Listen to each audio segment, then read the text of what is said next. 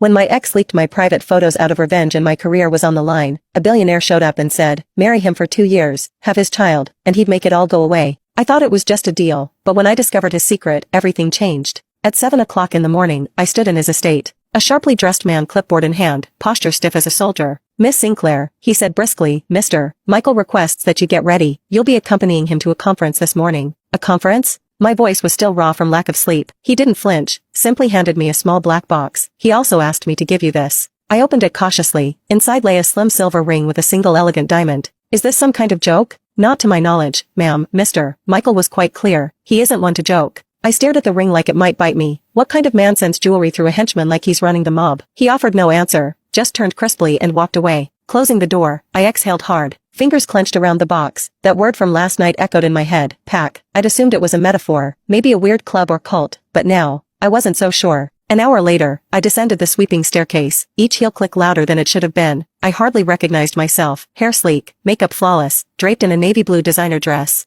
Michael was waiting at the bottom, one hand in his pocket, eyes on his phone. When he finally looked up, his gaze swept over me, slow, deliberate, a twitch at the corner of his mouth passed for a smile. At least you look good in a dress, he said with a mocking laugh. I had braced for something cutting, but that was worse. I forced a tight smile. Don't flatter yourself. I didn't do this for you. His smirk widened. Sure, you didn't. Minutes later, the SUV hummed down the freeway, windows tinted too dark, the cabin too quiet. He scrolled on his phone while I stared at the blurred cityscape. Then we slipped into a district I'd never seen, glass towers gleaming like mountains. As an architect, I couldn't help noticing. But then I saw the crowd of cameramen outside a high-rise, flanked by bodyguards. My stomach dropped. Michael, I said slowly, why are there cameras? He gave no answer. The car stopped. He slid out, offering his hand. I ignored it, stepping out on my own. I'm not doing this, I whispered, but his hand pressed firmly at my lower back, guiding me inside. Lights blazed, a stage set with his company's branding, rows of chairs. A woman with a clipboard rushed over. You're on in 60 seconds, sir. I grabbed his arm. You said this was a business meeting. What the hell is going on? It is. No, it's a press conference. He straightened his tie. Cool, calm, infuriating, exactly, to introduce the world to my wife. Ice filled my veins. You're insane. You agreed to the contract. This is part of it. I agreed to a contract marriage, not a circus act. His eyes hardened. I have a reputation to maintain, and you, well, you've got a mess to clean up. Let's both do what we do best, lie, and get it over with. Before I could retort, the cameras lit up.